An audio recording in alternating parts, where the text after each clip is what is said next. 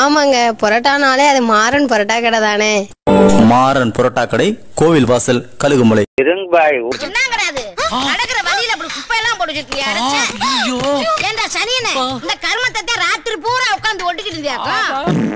Hi, hello guys, you're watching Weeklypedia பாருங்க, weekly cricket updates தெரிஞ்சுட்டு போங்க. இந்த வாரம் ஐபிஎல் வாரம் ஃபர்ஸ்ட் வீக்கோட முடிவுல நம்ம கிரிக்கெட்டிங் அப்டேட்ஸ் வந்து பார்க்க போறோம். இதுல மோஸ்டா இருக்க போறது ஐபிஎல் அப்டேட்ஸா இருக்க போறதை நாங்க வந்து சொல்லிக்கிறோம். நம்ம வீடியோக்குள்ள போறதுக்கு முன்னாடி ஒரு சின்ன விஷயம், நம்ம மேட்ச் ப்ரிவியூ போட்டிருந்தோம் சிஎஸ்கே வர்சஸ் ஆர்சிபி. நிறைய சப்ஸ்கிரைபர்ஸ் வந்து கேட்டிருந்தாங்க மேட்ச் ப்ரிவியூ போடுங்கன்னு சொல்லிட்டு. அது மாதிரி நாங்களும் மேட்ச் ப்ரிவியூ போட்டிருந்தோம். நல்ல ரெஸ்பான்ஸ் வந்துச்சு. தேங்க்யூ. ஸோ இனிமேட் வந்து வீக்லி ஒரு ப்ரிவியூ போடலாம் அப்படின்னு சொல்லிட்டு ஒரு முடிவு வந்திருக்கும். நெக்ஸ்ட் வீக்ல நடக்கிற எந்த மேட்ச் வந்து நாங்க ப்ரிவியூ போடணும் அப்படின்னு சொல்லிட்டு நீங்க கமெண்ட்ஸ்ல சொல்லுங்க. ஸோ அந்த மேட்ச் வந்து நாங்க ப்ரிவியூ எடுத்து போடுவோம் கண்டிப்பா. So first match KKR vs RCB Eden கார்டன்ஸ்ல நடக்குது. டாஸ் ஜெயிக்கிறாங்க ஆர்சிபி. ஃபர்ஸ்ட் எடுத்தோடனே போலிங் எடுக்கிறாங்க. போலிங் எடுத்தோடனே எனக்கு ஆர்சிபி மேல வந்து ஒரு ஹோப் வருது. லைக் சேசிங் டீம் வந்து ஈடன் கார்டன்ஸ்ல ஒரு அட்வான்டேஜா இருக்கும்னு சொல்லிட்டு அதே மாதிரி அட்வான்டேஜாவும் இருந்திருக்கு மேட்ச் ஃபுல்லா. கேகேஆர் பேட்டிங் ஆட வராங்க. ஃபர்ஸ்ட் 10 overs வந்து நல்லா போதுங்க. 10 overs 102 for 1 என்னமோ தான் இருக்கு. ரஹானே வந்து ஒரு 50 runs நல்லா வந்து குவிக் ஃபயர் அடிச்சிட்டு இருக்காரு. எப்பவுமே நிறைய நம்ம பார்ப்போம், அவர் அடிப்பாரு. மத்தவங்க ரஹானே தானே எப்பவுமே வந்து ஸ்டாண்ட் கொடுத்து ஆடணும். ஆனா வந்து இங்க ஆப்போசிட்டா நடந்துச்சு. ரஹானே வந்து முன்னாடி நம்ம சிஎஸ்கேக்கு எப்படி சேஞ்ச் ஓவர் கொடுத்தாரோ அது மாதிரி பயங்கரமா அடிச்சிட்டு இருந்தாரு. நிறைய வந்து ஒரு ஸ்டாண்ட் கொடுத்து ஓரளவுக்கு அப்படியே போயிட்டு இருந்த டைம்ல ரஹானேயோட விக்கெட் போச்சு. மேட்ச் அங்கே போச்சுன்ற மாதிரி கொஞ்சம் கொஞ்சமா விக்கெட்ஸ் விழுந்து அன்கிறிஸ் ரகோன்ஸ் எல்லாம் எப்பவுமே வந்து ஓப்பனிங் எல்லாம் ஒன் ஆடுற பிளேயர் தான். அவர் வந்து அது கீழே ஆடினதே கிடையாது. ஃபர்ஸ்ட் டே அவர் லைஃப்லயே வந்து 3 down ஆட வச்சிருக்காங்க கேகேஆர். எதுக்கு அந்த முடிவுன்றதா எனக்கு ஒரு கேள்வி. ஏன்னா ராகுல் திரிபதிக்கு ஒரு டிஃபைன் ரோல் முன்னாடி அவர் இருக்கும்போது கொடுக்கல. இப்போ அன்கிறிஸ் ரகோன்ஸே அதே மாதிரி இருக்காதுன்னா எல்லா பேட்ஸ்மேனுக்கு அப்படி ரோல் சேஞ்ச் பண்ணிட்டே இருக்கும்போது மேபி எக்ஸ்பெரிமெண்ட் பண்றாங்களா அப்படின்றத தாண்டி இந்த இந்த சிச்சுவேஷன் மேட்சுக்கு இது தேவை அதனால இங்க ஆடு அப்படின்னு சொன்னீங்கன்னா அந்த பிளேயரோட கேலிபரை வந்து உடைக்கிற மாதிரி இருக்கும். சோ அந்த ஒரு விஷயம் வந்து அவங்க ஆக்சுவலி கில்லுக்குமே அப்படிதான். முன்னாடி ஓப்பனிங் அவர் வந்து 2 downல தான் ஆடிட்டு இருப்பாரு. கில்லு 2 downல கொஞ்சம் ஃபேமஸ் ஆனதுக்கு அப்புறம் தான் ஓப்பனிங் இறக்கி விட்டாங்க. மேபி ஐ திங்க் ரீடிஃபைனிங் த ரோல்ஸ்னு சொல்லலாம். அது எக்ஸ்பெரிமெண்டா இருந்தா ஓகே. ஆனா அந்த மேட்சுக்கு தேவை நீ அங்க ஆடு அப்படின்னு சொன்னீங்கன்னா அது பிளேயரோட பெர்ஃபார்மன்ஸ் வந்து அஃபெக்ட் பண்ணும். அது வந்து எங்களுக்கு தெரியல. போக போக லேட்டஸ்ட் ரிசல்ட் டோர்னமெண்ட் தான் நமக்கு தெரியும். ஸோ அப்படியே விக்கெட் போச்சு. சரியா ஆடல கேகேஆர். 10 over 100 run இந்த இடத்துல ஒரு இன்னொரு 120 run 130 run அப்படி வரும் அடுத்த 10 overல அப்படின்னு நினைச்சோம்னா அதுதான் வரல. ரிங்கு சிங்லாம் வந்து ரொம்ப டிசப்பாயின்மெண்ட். அப்படியே கொஞ்சம் கொஞ்சமா தடுமாறி ஒரு 174 run கஷ்டப்பட்டு ஒரு 70 run போடுறாங்க போர்ட்ல திரும்பவும். இதுல போலிங் பர்ஃபார்மன்ஸ் பாத்தீங்கன்னா குருணால் பாண்டியா வந்து அருமையா போட்டாரு. ஒரு விக்கெட் எடுக்க போற பிளேயரே கிடையாது எப்பவுமே. குருணால் பாண்டியா லைன் அண்ட் லென்த்ல போட்டு பேட்ஸ்மேன் வந்து ஸ்டம்பிள் பண்ண வைப்பாரு. ஆனா இந்த வாட்டி பாத்தீங்கன்னா ஒரு போனஸா விக்கெட்ஸும் வந்துருச்சு. லைக் 3 விக்கெட் எடுத்தாரு. நல்ல நடுல ஷார்ட் பால்லாம் எதுக்கு போட்டாருன்னு தெரியல. கீப்பர் மூஞ்சி வரைக்குமே போயிடுச்சு அது எகிற அளவுக்கு. அந்த அளவுக்கு லைக் நல்லா போட்டு, அதாவது லைன் அண்ட் லென்த்ல போடாலும் நம்மளுக்கு விக்கெட்ஸ் தானாவே வரும். அதான் பேசிக்ஸ். என் கோச் சொல்லி கொடுத்தது. அதை வந்து பயங்கரமா எக்ஸிக்யூட் பண்ணி விக்கெட்ஸ் எடுத்தாரு குருணால் பாண்டியா. சோ ஆர்சிபி புட்டான குட் போலிங் பர்ஃபார்மன்ஸ். பேட்டிங் எப்படி இருக்கும், நீ இதுல வந்து தப்பு பண்ணனா உன்னை அடிப்பேன்ற மாதிரி ஆர்சிபி ஃபேன்ஸே வந்து தொடப்பக்கட்டை வச்சுட்டு உட்காந்துட்டு இருப்பாங்க. லைக் வந்து நீ எதுவுமே பண்ண வேணாண்டா, நின்று 20 over ஆட்டம்னால ஜெயிச்சிடலாம். அந்த மாதிரி ஒரு மேட்ச் தான். ஆர்சிபி கரெக்டா அந்த ரோல் கரெக்டா பண்ணாங்க. ஃபில் சால்ட் ஒரு 50, கோலி ஒரு 50, 2 பேருமே ஸ்டாண்ட் கொடுத்து கரெக்டா ரொம்ப ரிஸ்கி ஷாட்ஸ் எல்லாம் போகாம கரெக்டா சூப்பரா ஆடி நடுவில் கேப்டன் பத்திதேர் வந்து ஒரு நல்ல கேமியோ. ஸோ வந்து டீம் நல்ல கம்ஃபர்டபுளா 174ன்றத வந்து 2 wicketsோட சேஸ் பண்ணி முடிச்சாங்க. 16 ஓவர்ஸ்லயே முடிச்சிட்டாங்க. செம்ம சேஸ். 16 overs முடிச்சிட்டாங்க. இந்த நின்னு சேஸ் பண்றதுலாம் இல்ல, நல்லா கின்னு சேஸ் பண்ணாங்க. செமையா இருந்துச்சு. நல்லா ஒரு கம்ப்ளீட்டான மேட்சா இருந்துச்சு ஆர்சிபி. ஆமா, அந்த ஆர்சிபின்னு சொல்றப்போ உங்களுக்கு அடுத்த மேட்ச் அகைன் சிஎஸ்கே இன் சென்னை. இந்த வீடியோ இன்னைக்கு ரிலீஸ் ஆகும். இன்னைக்கு வீடியோ ரிலீஸ் ஆகிறப்போ அந்த மேட்ச் நடந்துட்டு இருக்கும். ஸோ பார்ப்போம். நம்மளும் ஒரு ரிவ்யூ போட்டிருக்கோம். ஸோ இன்கேஸ் நீங்க செக் பண்ணலாம், அதையும் செக் பண்ணிட்டு வாங்க. ஈடன் கார்டன்ஸ்ல இந்த மேட்ச் நடந்துச்சுல கேகேஆருக்கு. இதுல ஒரு கான்ட்ரவர்ஷியலான ஒரு ஃபேக்டருங்க. அதாவது ரஹானே கேட்டிருக்காரு பால் கொஞ்சம் திரும்பி இருக்கலாம் பிட்ச்ல, அதுக்கேற்ற மாதிரி கொஞ்சம் ரெடி பண்ணிருக்கலாம் அப்படின்னு சொன்னப்போ அந்த பிட்ச் ஈடன் கார்டன்ஸோட கியூரேட்டர் என்ன சொல்லியிருக்காருன்னா, ஐபிஎல் ரூல்ஸ் அண்ட் ரெகுலேஷன்ஸ்ல இப்படிதான் உங்களுக்கு ஏற்ற மாதிரி மாத்தணும்லாம் ஒண்ணுமே இல்லை. இது இத்தனை வருஷமா இப்படிதான் இருக்கு பிட்ச், இப்படிதான் இருக்கும், நீங்க இப்படிதான் ஆடணும். இதுல ஆர்சிபி மட்டும் 4 விக்கெட் எடுத்தாங்களே, குருணால் பாண்டியா 3 விக்கெட் எடுத்தாரு. சுயேஷ் சர்மா நல்லா போட்டு டேர்ன் பண்ணி ரசல் எல்லாம் நல்லா போட்டார்ல. அப்போ நீங்க என்னடா பண்ணிட்டு இருக்கீங்க கேகேஆர் ஸ்பின்னர்ஸ் அப்படின்னு சொல்லிட்டு கேகேஆர் பார்த்து பதிலடி கொடுத்திருக்காரு. இது என்ன வருணனாகோ சுனில் நரனுக்கு வந்து சோதனைன்னு தெரியல. பாப்போம். ஸ்பின்னர்ஸ்ன்றப்போ அவங்க ஆக்சுவலி மாயங்க் மார்க்கண்டேவை டீம்ல எடுத்துருக்கலாம். நம்ம சிஎஸ்கே ஆர்சிபி ப்ரிவியூல சொல்லியிருந்தோம். அவங்க வந்து ஆர்சிபி டாப் ஆர்டர்ஸ்க்கு அகைன்ஸ்டா மாயங்க் மார்க்கண்டே சூப்பரா போட்டிருந்தாரு. நிறைய ப்ராப்ளம் இருந்துச்சுங்க ஃபர்ஸ்ட் மேட்ச்ல. ரஹானே கேப்டன்சியும் கிரிட்டிசைஸ் பண்ணாங்க. பட் அதெல்லாம் முடிக்கிற மாதிரி முந்தானத்துக்கு ராஜஸ்தானுக்கு அகைன்ஸ்டா சூப்பர் பெர்ஃபார்மன்ஸ் வருவோம். நம்ம அடுத்த மேட்ச் பாத்தீங்கன்னா சன்ரைசர்ஸ் ராஜஸ்தான். நிறைய பேர் எதிர்பார்த்த ஒரு மேட்ச். இவங்க வந்து 300 அடிச்சிருவாங்க சன்ரைசர்ஸ் அப்படின்னு நிறைய பேச்சு போயிட்டு இருந்துச்சு. இதுக்கு முன்னாடி மேட்சுக்கு முன்னாடி எதிர்பார்த்த மாதிரியே 300 கிட்ட அடிச்சிருந்திருப்பாங்க. ஒரு 286 ரன்ஸ் அடிச்சாங்க. Second highest score in IPL history. ஃபர்ஸ்ட்டுமே அவங்க தான் வச்சிருக்காங்க. என்னங்க சொல்றது, அந்த பிச்சு அந்த கிரவுண்டு சாதகமா மாத்திருக்காங்க ஹைதராபாத். அவங்களுக்கு வந்து அவங்க ஸ்ட்ரென்த் என்னன்னா பேட்டிங். அதுக்கேத்தாப்புல பேட்டர்ஸ் எடுத்து வச்சு முன்னாடிலாம் பார்த்தோன்னா சில டீம்ஸ் இருக்குல்ல, மும்பை, சிஎஸ்கே, கொல்கட்டா, அவங்களோட ஹோம் அட்வான்டேஜ் தான் அவங்க ஸ்ட்ரென்த்தா இருந்துச்சு. கரெக்டா, அதனால தான் இவ்வளவு டிராபிக்ஸ் வச்சிருக்காங்க. அதை வந்து ஹைதராபாத்துக்கும் சரி நிறைய டீம்ஸ்க்கு அந்த ஹோம் அட்வான்டேஜ் இருந்ததே இல்லை.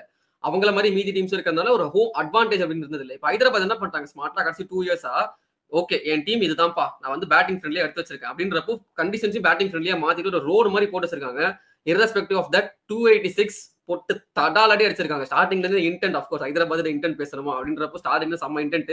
இஷான் கிஷான் நோட்டபிளி அவர் first match in Hyderabad colours, first match in orange ஒரு செஞ்சுரி அடிச்சாரு. செம்மையான ஒரு இன்னிங்ஸ், சூப்பரான ஒரு பெர்ஃபார்மன்ஸ். ஓல்சமா இஷான் கிஷான் வந்து ஃபிளாட் ட்ராக் இந்த ரோடு போட்டு போதும் அவரு வந்து போட்டு போலாரு. அந்த மாதிரி அவருக்கேத்த ஒரு பா பா பா பா கொண்டு வாங்கப்பா பிச்சர்ன்ற மாதிரி வெயிட் பண்ணிட்டு இருந்தாரு போல, எப்ப எஸ்ஆர்எச் கார்டு இங்க ஆடலாம்னு சொல்லிட்டு. அந்த மாதிரி ஒரு பிச்சு அவருக்கு ஏத்த மாதிரி ஃபிளாட் ட்ராக் புள்ளி மாதிரி ஆடி மேட்ச் முடிச்சாரு. அதுவும் நம்ம கராத்தே கிட் அண்ணாத்த வந்து the most expensive spell in IPL history போட்டிருக்காரு. 4 overs 76 ரன்ஸ் கொடுத்து பாவம் அவரு. நல்ல வேலை அவர் ஆக்சுவலி மும்பை போக வேண்டியது தெரியுமா ஆக்ஷன்ல. மும்பை ராஜஸ்தான் தான் செம்ம ஃபைட் போட்டுட்டு கடைசியில் ராஜஸ்தான் எடுத்தாங்க.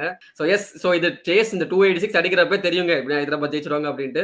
அண்ட் பவர் பிளேலேயே 3 விக்கெட்டும் போயிடுச்சு ராஜஸ்தானுக்கு. சரி ஓகே இது அவ்வளோதான் போயிடும் அப்படின்னு நினைச்சோம்னா ராஜஸ்தான் ராயல்ஸ் சூப்பரா ஒரு நல்ல ஒரு அட்டாக் பண்ணாங்க. லைக் சஞ்சு சாம்சனும் சரி த்ரூ ஜோலியும் சரி சூப்பரா எடுத்துட்டு போனாங்க அந்த மேட்சை. அவங்களுக்கு பட் அன்பார்ச்சுனேட்லி ஒரு ஆல்வேஸ் பிஹைண்ட் தி 8 பால்னு வச்சுப்போமே. அவங்க வந்து அதை சேஸ் பண்ண முடியாத ஒரு ஸ்கோர் தான். ஸோ எஸ், ஹைதராபாத் ஈஸியா ஜெயிச்சிட்டாங்க.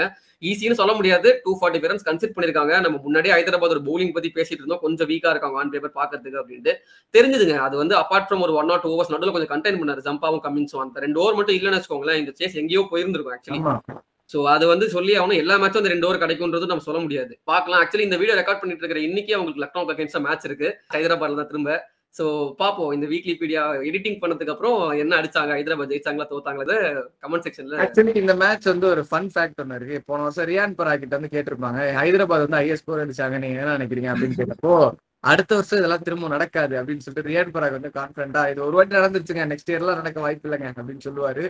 ஃபர்ஸ்ட் மேட்சே வாடி வா பப்பர கட்டா பட்டையா போட்டு பொலது எடுக்கிறேன்னு சொல்லிட்டு அவரு கூடயே வந்து அவரு கேப்டன்சில. எஸ். ஸோ நெக்ஸ்ட் வந்து சிஎஸ்கே வர்சஸ் மும்பை. இதுல வந்து நான் பாக்குறதுக்கு ஒன்றும் பெருசா இல்லை, எல்லாரும் பார்த்த ஒரு மேட்ச். இந்த மேட்ச் தான் மோஸ்ட் ஸ்பெக்டேஷன் போயிருக்கும் எனக்கு தெரிஞ்சு. ஸோ இது நம்ம வந்து ஒரு மேட்ச் ரிவ்யூவே போட்டுட்டோம். ஷார்ட்டா சொல்லிடுறேன். மும்பை வந்து பேட்டிங் ஆடினாங்க, ஒரு 150 ரன்ஸ் தான் அவங்களால போர்ட்ல போட முடிஞ்சிச்சு. எல்லாம் பேட்டிங் கொலாப்ஸ், யாருமே சரியா ஆடல. சிஎஸ்கே டாமினேட் பண்ணிட்டாங்க ஸ்பின்னர்ஸ், எஸ்பெஷலா வந்து நூர் அகமத் பயங்கரமா போட்டாரு. சிஎஸ்கே அதை வந்து ஈஸியா அடிச்சிருவாங்க அப்படின்லாம் யாருமே நினைக்கல. எல்லாம் அந்த 20வது ஓவர்ல தான் முடிப்பாங்கன்னு சொல்லிட்டு எதிர்பார்த்துட்டு ஒரு தருணம் பிபி டேப்லெட் அடிச்சுட்டு பாடி ஆகாத குறைதான் எப்படா மேட்ச் முடியும்னு சொல்லிட்டு எல்லாரும் வேண்டிட்டு இருந்த டைம்ல பொறுமையா எடுத்துட்டு போய் 20வது ஓவர் தான் முடிப்பேன். அந்த மாதிரி கடைசி ஓவர் 6 ரன் அடிச்சாருன்னு நினைக்கிறேன். சோ வந்து 6 அடிச்சு ரச்சந்திரன் வந்து முடிப்பாரு. 4 ரன் அடிச்சா வின்னு, 6 அடிச்சு முடிப்பாரு ரச்சந்திரன். மேட்ச்ல வந்து பெருசா பாத்தீங்கன்னா சிஎஸ்கேமே பேட்டிங்ல நிறைய ஃபெயிலியர் தான் இருந்திருக்கு. 1-2 பேட்ஸ்மேன் ரவீந்திரா, அப்புறம் வந்து ருத்ராஜ் சூப்பரா இருந்தாருங்க. ருத்ராஜ் ரவீந்திரா தாங்க வந்து மேட்சை வந்து நிப்பாட்டிருக்காங்க. அவங்க வந்து கொலாப்ஸ் ஆயிருந்தாங்கன்னா மேட்ச் எப்படி போயிருக்குன்னு தெரியாது. அந்த மாதிரி ஸ்பின்னர்ஸை வச்சு 14 ஓவர் ஸ்பின்னு போட்டு மும்பையை வந்து திணற அடிச்சாங்க. திணறடிச்சாங்கன்றதை விட ஓகே மேட்ச்ல அலைவா இருந்தாங்க. நாங்களே திணறிக்கிட்டோம், நீங்களே திணறிட்டீங்க. மேட்ச்ல வந்து அலைவா இருந்தாங்க மும்பை பவுலிங் லைனப் வச்சு. சிஎஸ்கே ஜெயிச்சிட்டாங்க. இதுல வந்து ஒரு ஃபர்ஸ்ட் ஒரு கான்ட்ரோவர்சி, அந்த பால் டாம்பரிங் பண்ணிட்டாரு கலீல் அகமது அப்படின்ட்டு நிறைய பேச்சு போயிட்டு இருந்துச்சு. அது ஒன்றும் இல்லை, ஆக்சுவலி ஒரு ஆங்கிள் பார்க்கும்போது கலீல் ஏதோ எடுத்து இப்படி தேய்ச்சி ஏதோ கொடுக்குற மாதிரி இருக்கும், ருத்ராஜ் எடுத்து அது பாக்கெட்ல வைப்பாரு. அதை வந்து பால் டேம்பரிங் பண்ணிட்டாங்க அப்படின்னு பேசிட்டு இருக்காங்க. ஆக்சுவலி அது வந்து மோதிரம் அப்படின்ட்டு வந்து கிளாரிஃபை பண்ணல, பட் பாக்குறப்ப அப்படிதான் தெரிஞ்சது. அண்ட் அது ரீசனையும் இருக்கலாம், ஏன்னா இப்ப பவுலிங் ஹேண்ட்ல அந்த மோதிரம் இருந்தா பவுலிங் போடுறது கஷ்டம், அதை எடுத்து கொடுத்துருந்துருக்கலாம் அப்படின்றப்போ கலீல் அகமது ஒரு பாஸ்ட் இமேஜஸ்ல அந்த மோதிரம் இருக்கிற மாதிரி நிறைய இமேஜஸ் இப்போ வந்து சர்ஃபேஸ் ஆகுது. ஸோ அது மோதிரமா தான் இருக்கும் அப்படின்னு நிறைய அசம்ஷன் இருக்கு. அகைன் பால் டேம்பரிங்லாம் அவ்வளவு ஈஸி கிடையாது நீங்க நினைக்கிற மாதிரி. நீங்க என்ன நோட் பண்ணி பாத்தீங்கன்னா அது பால் போடுறதுக்கு முன்னாடியே பிஃபோர் த ஃபர்ஸ்ட் பாலே அந்த இன்சிடென்ட் நடந்திருக்கும். யாராச்சுன்னா பால் போடுறதுக்கு முன்னாடியே வந்து பால் டேம்பரிங் பண்ணுவாங்கல்ல, எனக்கு தெரியல. பேசஸான ஒரு இதுவா இருந்துச்சு. Once a fixer always a fixer அந்த மாதிரிலாம் பீப்ஸ்ல எல்லாம் போயிட்டு இருந்துச்சு. அடுத்து இதுல நடுவுல பாத்தீங்கன்னா டோனி வந்து கடைசியில 2 பால் டாட் பால் ஆடிட்டு ஸ்ட்ரைக் மாறிட்டாரு ஓவர் முடிச்சுன்னு சொல்லிட்டு ரச்சிந்திரன் வந்து 6 அடிச்சு முடிப்பாரு. எல்லாருமே வந்து டோனி தான் வந்து 6 அடிச்சு முடிச்சிருக்கணும் அப்படின்னு சொல்லிட்டு நம்ம வந்து சில வீடியோஸே பார்த்தோம். லைவ்ல வந்து ஸ்டேடியம்ல கவர் பண்ண வீடியோஸே பார்த்தோம். நம்ம சிஎஸ்கே டோலிஸ் அப்புறம் சில டோலர்கள்ஸ் அவங்க எல்லாம் பேசுனது கேட்டுட்டு இருந்தோம். இது மாதிரி தலை 6 அடிச்சு முடிக்கலங்க அவரே வருத்தங்க ரவீந்திரா மேல அப்படின்னு சொல்லிட்டு. ஆனா இவனுங்க ஒரு படிக்கு மேல போயிட்டு ரச்சிந்திரந்திர போஸ்ட்ல போயிட்டு ஃபுல்லா வன்மத்தை வந்து தெரிச்சிருக்காங்க. இது மாதிரி டோனிக்கு சப்போர்ட் பண்ணி. அப்புறம் கொஞ்ச நாள் கழிச்சு பாத்தீங்கன்னா டிபி எல்லாம் சேஞ்ச் ஆயிருச்சு. அது என்ன கதைன்னு தெரியல. யார் வந்து ப்ராக்சி போட்டாங்க தெரியல. ஆனா டோனி ஃபேன்ஸ் சில பேர் வந்து கமெண்ட்ஸ்ல வந்து தெரிவிச்சிருக்காங்க, வன்மத்தை வந்து கொட்டியிருக்காங்க. இல்ல நான் உனக்கு கேக்குறேன், 10,000 ரூபாய் கொடுத்து மேட்ச் போய் பாக்குறப்போ தலைவர் 6 அடிக்காம 2 டாட் வச்சுட்டு ரவீந்திரா 6 அடிச்சா உனக்கு கடுப்பு ஆகுமா ஆகாதா? அது கேட்டா ரவீந்திரா போட்டு திட்டுறீங்க. இல்ல மேட்ச் அவரு ரவீந்திரா திட்டுறதுக்கு சொல்லல, அந்த இன்டர்வியூக்கு சொல்றேன், டோலிஸ் இன்டர்வியூக்கு சொல்றேன். ரொம்பவே பாவமா இவன் இவ்வளவு காசு கொடுத்து மேட்ச் பார்க்க வந்தேங்க. நான் என்ன சொல்றேன், காசு கொடுத்து பாக்குறது தப்புதான். நீங்க உங்க தப்பு, அவ்வளவு காசு கொடுத்தது அது சொல்லணும். அவன் மேட்ச் பார்க்க வந்தா பரவாயில்ல, அவன் டோனியை பார்க்க வந்திருக்கான். அவன் ஆளுங்கத்தான் புலம்பிட்டு போறான். அது வந்து சிஎஸ்கே ஃபேனா பார்க்கும்போது அது சிஎஸ்கேக்கு அது கொஞ்சம் கேவலமா தெரியுது. இல்லன்னு சொல்ல முடியாது, உண்மைதான், நானே ஒத்துக்கிறேன். அவனுக்குலாம் இந்த டோனி ஓப்பனிங் ஆடணும் வரைக்கும் கேட்பாடுங்க, கோரி கேட்பாடுங்க, கடைசி சீசன் ஓப்பனிங் ஆடுவானுங்கன்னு சொல்லிட்டு அந்த மாதிரி கேட்பாடுங்க. நம்ம என்ன பண்ண முடியும்? கிரிக்கெட் ஃபேனா வந்து இதுல பாக்கிறதுக்கு ஒரு சிஎஸ்கே ஜெர்சி போட்டுட்டு இந்த மாதிரி பேசும்போது தான் காண்டா இருக்கும். இது தேர்ட் மேட்ச் முடிஞ்சு. ஃபோர்த் மேட்ச் வந்து பாத்தீங்கன்னா மண்டே நம்மளுக்கு டிசி வெர்சஸ் லக்னோ நடந்துச்சுங்க. அது வந்து ஒரு ஐபிஎல் ரீடிஃபைன் பண்ண ஒரு மேட்ச்னு சொல்லலாம், ஒரு banger of a match. Expect பண்ணலங்க ஆக்சுவலி. லக்னோ வந்து அந்த ஒரு தின் பவுலிங் வச்சுட்டு போனாங்க. பேட்டிங் தான் அவங்களுக்கு ஸ்ட்ராங்கா இருக்க போகுது அப்படின்னு தெரிஞ்சும் போது வைசாக்ல 210 அடிச்சாங்க. அது வந்து ஒரு பார் ஸ்கோர்னு வச்சுக்கோமே. பட் அது டிஃபெண்ட் பண்றது கஷ்டம். டெல்லிக்கு அகைன்ஸ்டா அந்த பேட்டிங் அகைன்ஸ்டா இந்த பவுலிங்கை வச்சுக்கிட்டு கஷ்டம் அப்படின்னு நினைச்சிட்டு இருக்கும்போது சூப்பரா ஸ்டார்ட் பண்ணாங்க. ஷர்துல் தாக்கூரா இருக்கட்டும், மணிமாறன் சித்தார்த்தா இருக்கட்டும், அப்புறம் அந்த புதுசா ஒருத்தர் ஒரு லெக் ஸ்பின்னர் வந்து சூப்பரா போட்டாரு, திக்வேஷ் ரதி அப்படின்ற அவரும் செமையா போட்டாரு. பாக்குறதுக்கு சுயேஷ் சர்மா மாதிரி ஓடி வந்து போட்டு இம்ரான் தாயிர் மாதிரி வந்து போட்டுட்டு இருந்தாரு. செமையான பவுலிங். ஸ்டார்டிங்லேயே அவங்க 5 விக்கெட் போச்சு, 65 for 5 இருந்தாங்க. இது அவ்வளவுதான் மேட்ச் முடிஞ்சு அப்படின்னு நினைச்சிட்டு இருக்கிறப்போ நல்ல பார்ட்னர்ஷிப் சூப்பரா போயிட்டு இருந்துச்சு. பட் அகைன் ஸ்டப்ஸ் அவுட் ஆன உடனே க்ளோஸ் நினைச்சிட்டு இருக்கும்போது ஒரு டெபியூட்டன்ட்டுங்க விப்ராஜ் நிகம்னு ஒரு யூபி பிளேயர். அவர் யூபி பிரீமியர் லீக்ல சூப்பரா ஆடிட்டு இருந்தாரு. பட் நாங்க அது ஸ்பெஷல் மென்ஷன் பண்ணல, ஏன்னா சான்ஸ் கிடைக்காதுன்னு நினைச்சிட்டு இருந்தோம். டெல்லி டீம்ல ஆல்ரெடி குல்தீப் யாதவ் இருக்காரு, அக்ஷர் இருக்காங்க, ஸ்டப்ஸ் இருக்கா, ஸ்பின்னர் சான்ஸ் கிடைக்காதுன்னு நினைச்சோம். நிகம் பவுலிங்ல பெருசா போடாட்டியும் பேட்டிங்ல என்ன இன்னிங்ஸுங்க. அது நான் சும்மா சொல்றேன், அது ஸ்லாக் எல்லாம் இல்லவே இல்லை. மேட்ச பாருங்க, உங்களுக்கே தெரியும். ப்ராப்பரா கவர்ஸ் மேல, எக்ஸ்ட்ரா கவர்ஸ் மேல சூப்பரா ஆடினாரு. ஆஸ் அ ஃபியூச்சருங்க, கண்டிப்பா 20 years தான் ஆகுது. லெக் ஸ்பின் ஆல்ரவுண்டர்ன்றது ரொம்பவே ஒரு ரேர் தான் இப்ப இருக்கிற சினேரியோல. நல்ல இன்னிங்ஸ் பை விப்ராஜ் நிகம். ஒரு கேமியோ, அவருமே அவுட் ஆயிட்டாரு. All of a sudden 9 wicket. அந்த டீம் போயிட்டு இருந்த நிலைமைக்கு வந்து அதாங்க பெரிய சூப்பர் இன்னிங்ஸ். அதுக்கப்புறம் வந்தாரு நம்ம தலைவர் ஆசுதோஷ். ஒரு எண்ட்ல இருந்து அவரு அப்பெல்லாம் வரல, ஒரு எண்ட்ல நின்னுட்டே இருந்தாரு அசுதோஷ் சர்மா. அவரு பாத்துக்கிட்டே இருந்தாரு, மீதி இருக்கிறவங்க எல்லாம் அடிச்சுட்டு போறாங்க, என்னடா டேய் நான் தான் இம்பாக்ட் பிளேயர், நான் கொடுக்குறேன்டா இம்பாக்ட் அப்படின்ட்டு. 8 விக்கெட் போயிடுச்சு, தோத்துருவாங்க. ஏன்னா 3 over 40 அடிக்கணுமா இருந்துச்சு.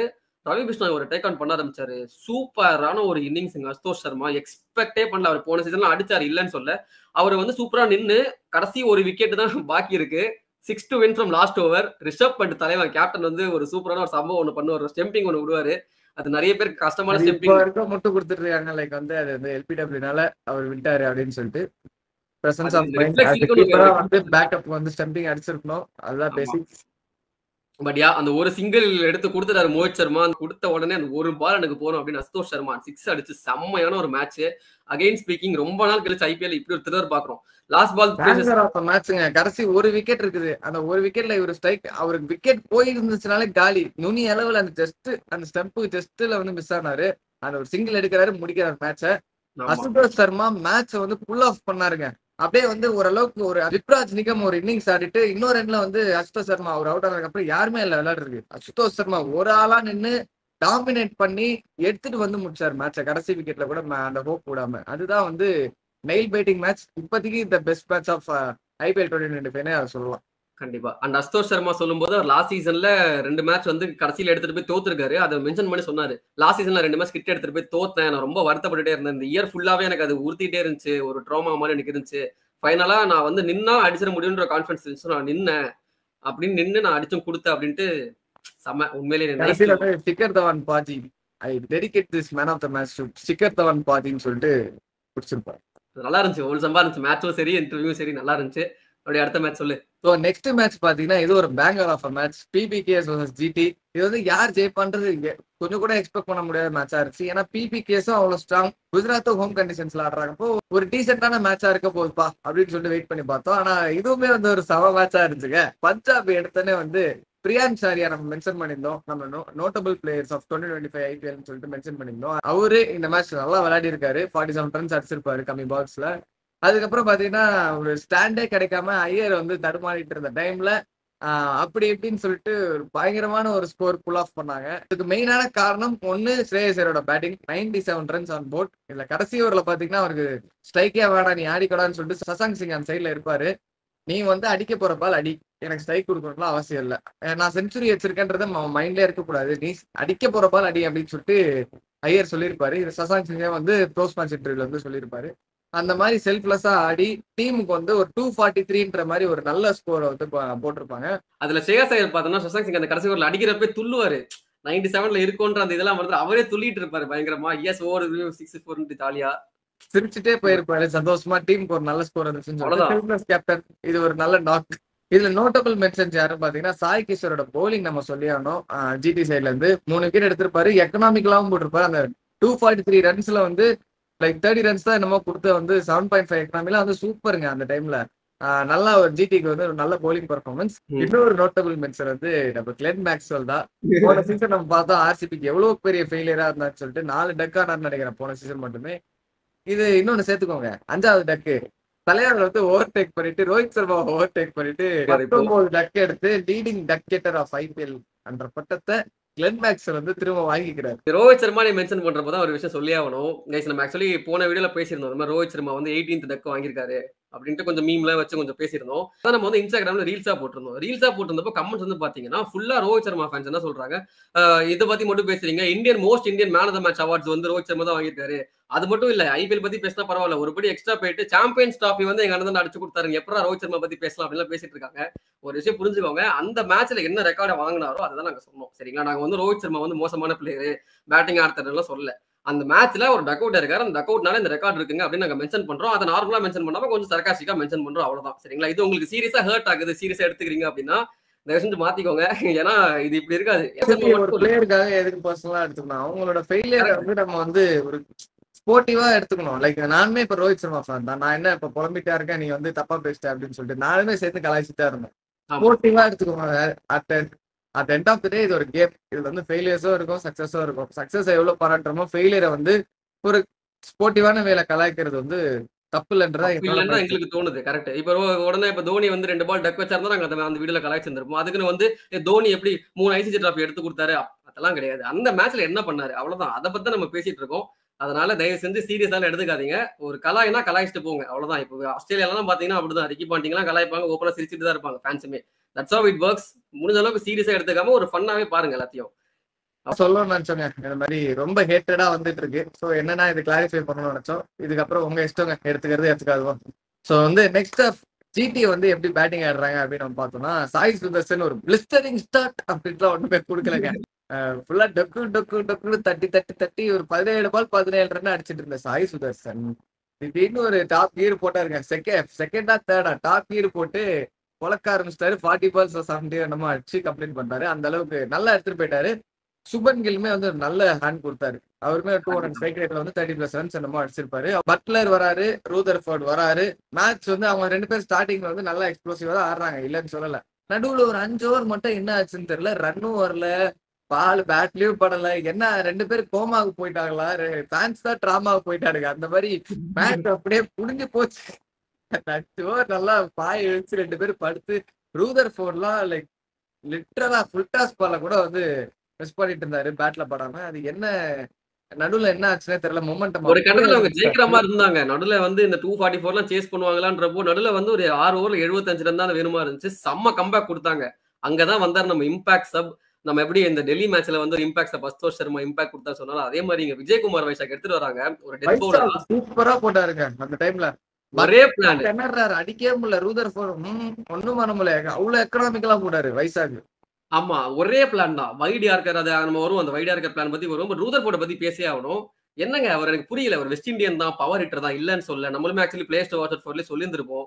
பட் கொஞ்சமாச்சும் யோசிச்சு ஆடிந்தார் அப்படின்னா அந்த மேட்ச் வேற மாதிரி போயிருக்குங்க. இந்த ராகுல் தெவாட்டியா வந்தாருங்க, வந்து ஃபர்ஸ்ட் பால் பார்த்தாரு அந்த வைட் யாருக்கு அடிக்க முடியலன்ட்டு, ரெண்டாவது பால் இம்ப்ரவைஸ் பண்ணி அடிக்கிறாரு ஸ்வீப். அதான் தேவை. கொஞ்சம் மூளையை யூஸ் பண்ணி எங்க அடிக்கணும் அந்த நிறைய பேர் கிரிட்டிசைஸ் பண்றாங்க, நம்ம மட்டும் இல்ல, எக்கச்சக்க பேர் சொன்ன ஒரு விஷயம் தான்.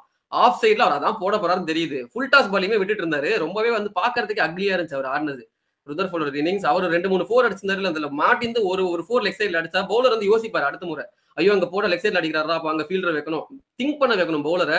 ஆக்சுவலி என்ன தெரியுமா பண்ணீங்க, 11 ரன்ல தான் தோத்தாங்க கடைசியில. அதேதான். அந்த 11 ரன்ன்றது அவங்க கொஞ்சம் அடிச்சிருந்தா ஈஸியா முடிச்சிருக்கலாம், ஜிடி ஈஸியா முடிச்சுட்டு போயிருக்கலாம். கை கெட்டினது வாய் கெட்டலன்றது மாதிரி நல்லா எடுத்துட்டு போயிட்டு கொலாப்ஸ் பண்ணது சுமன் கில். அந்த மேட்ச் நீங்க பாக்கணும்.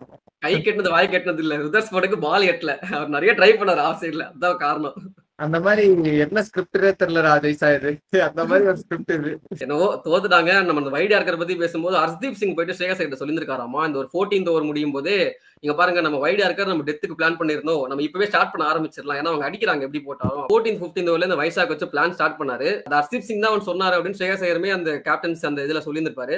That's good thing. ஏன்னா அந்த வைட் யார்கர் போட ஆரம்பிச்சதுக்கு அப்புறம் தான் அவங்களுக்கு அந்த அழிவுகளுமே ஆரம்பிச்சது. குஜராத் நல்ல பிளான், நல்ல எக்ஸிகியூஷன், கரெக்ட், சூப்பரான ஒரு எக்ஸிகியூஷன். சோ எஸ், மீதி டீம்ஸ் பார்த்து கத்துப்பாங்கன்னு நினைக்கிறேன் எப்படி போடணும் அப்படின்ட்டு.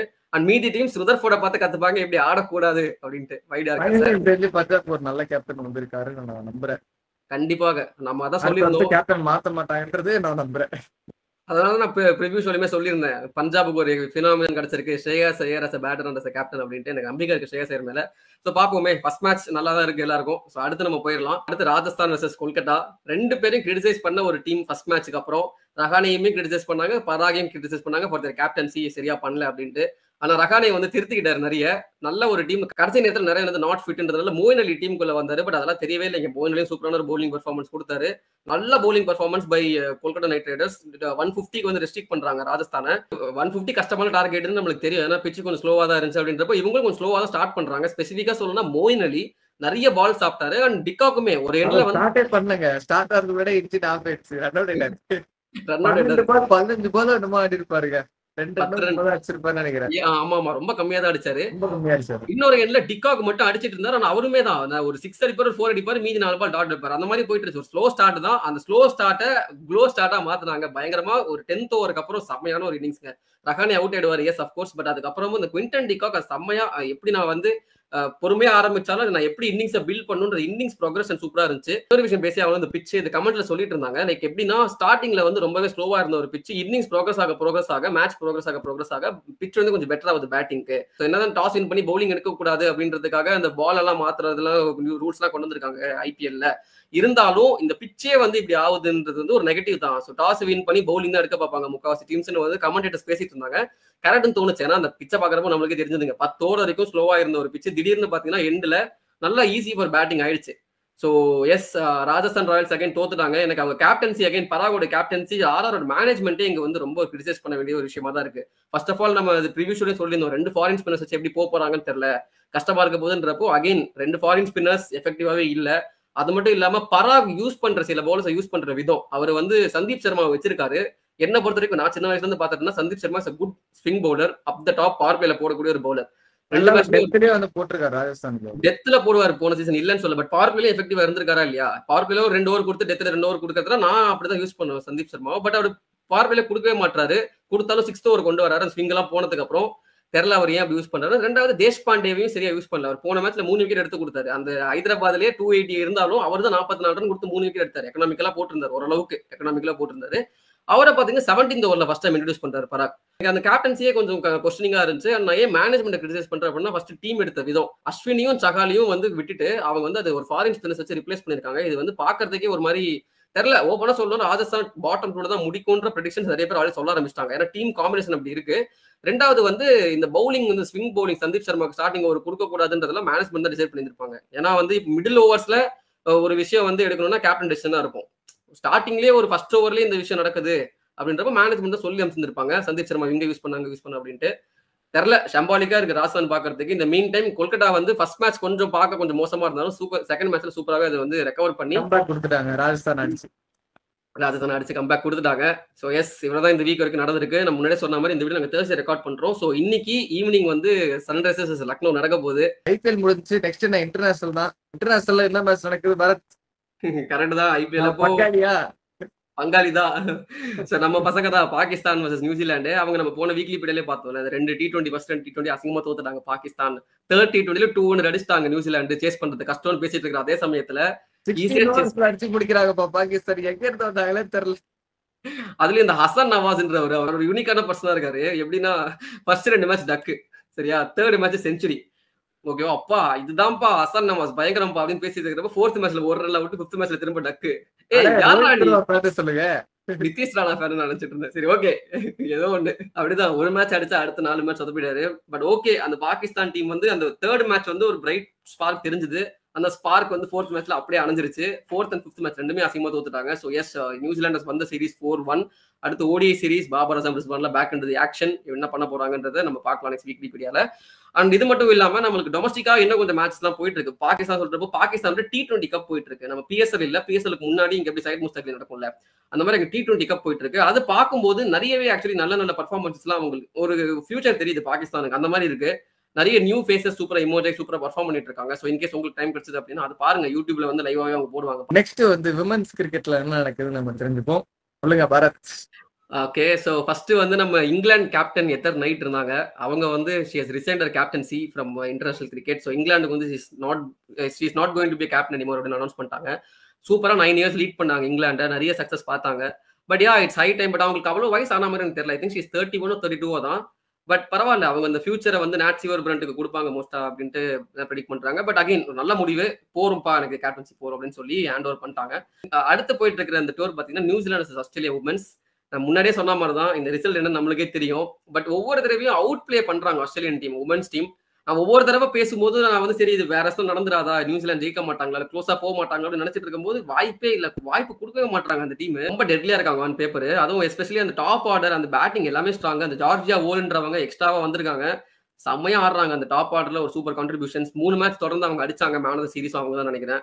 ஸோ எஸ், சூப்பரா இருக்கு அந்த டீம் பாக்குறதுக்கு. அண்ட் முன்னாடி சொன்ன மாதிரி டெட்லியா இருக்காங்க. வேர்ல்ட் T20 இந்தியாவில் நடக்க போகுது. ஆஸ்திரேலியா தான் திரும்ப அடிப்பாங்களா அப்படின்றது தெரியல. லாஸ்ட் டைம் நியூசிலாந்து ஜெயிச்சாங்க அஃப்கோர்ஸ். பட் அவங்க டிஃபெண்டிங் சாம்பியன்ஸ் மாதிரி ஆடுற மாதிரி தெரியலங்க. ரொம்ப கஷ்டமா இருக்கு அந்த டீம் பாக்குறதுக்கு. சோ இத்துடன் செய்திகள் நிறைவடைந்தன. இது மாதிரி நிறைய கிரிக்கெட்டிங் அப்டேட்ஸ் பாக்குறதுக்கு நெக்ஸ்ட் வீக் என்ன நடந்துச்சு சம்பவங்கள் எல்லாம் தெரிஞ்சுக்கிறோம் அப்படின்னு நினைச்சீங்கன்னா இன்னொரு எபிசோட்ல ஃப்ரைடே வீக்லி பீடியால உங்களை சந்திப்போம். இன்னொரு விஷயம், இன்ஸ்டாகிராம்ல வந்து நாங்க ஒரு போல்ஸ் கண்டக்ட் பண்ணிட்டு இருக்கோம். இந்த மேட்ச் யார் ஜெயிப்பாங்க அப்படின்னு சொல்லிட்டு எல்லா மேட்ச்மே நாங்க கண்டக்ட் பண்ணிட்டு இருக்கோம். அதுல எங்க ப்ரெடிக்ஷன்ஸ் இது வரைக்கும் எல்லாமே கரெக்டா வந்திருக்கு. ஸோ அடுத்து வரப்போற மேட்சஸ்ல யார் ஜெயிப்பான்னு சொல்லிட்டு நீங்களும் அந்த போல்ல பார்ட்டிசிபேட் பண்ணி இன்ஸ்டாகிராம்ல வந்து லிங்க் கொடுத்துருக்கோம். இன்ஸ்டாகிராம்ல உங்க போல்ல வந்து நீங்க உங்க ஒப்பீனியனை தெரிவிக்கலாம். ஸோ இது மாதிரி நிறைய இன்ட்ரெஸ்டிங் டாபிக்ஸ் பார்க்கறதுக்கு, கிரிக்கெட் அப்டேட்ஸ், கிரிக்கெட் அனாலிசிஸ்லாம் ரெகுலரா தெரிஞ்சுட்டு அப்டேட்டடா இருக்கணும் கிரிக்கெட்ல அப்படின்னு நினைச்சீங்கன்னா கிரிக்கெட் ஒரு சப்ஸ்கிரைப் போட்டு விட்டுருங்களேன். ஏன்னா சின்ன பசங்க நாங்க, எங்களை சப்ஸ்கிரைப் பண்ணுங்க.